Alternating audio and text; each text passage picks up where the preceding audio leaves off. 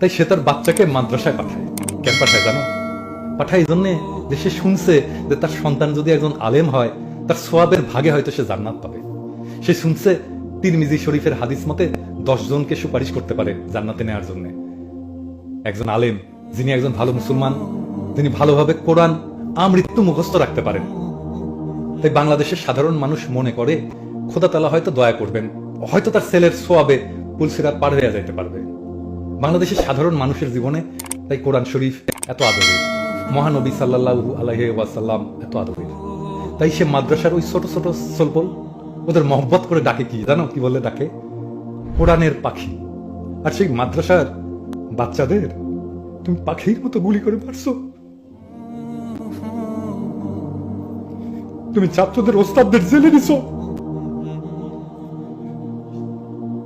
সাধারণ মানুষ তোমাকে কোনোদিন ক্ষমা করবে?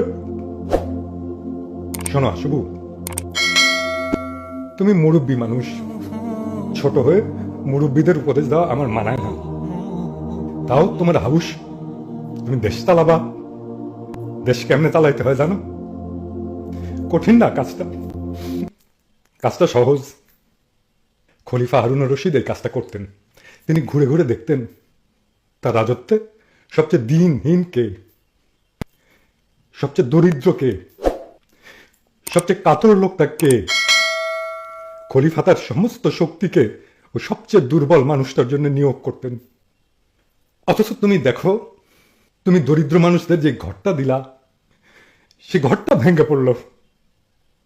বানাইছো, মেলা গর্ব করছো সেগুলো নিয়া, কিন্তু একদিনেও সে ঘরগুলায় ঢুকছিলা তুমি? ঢুকো নাই তো।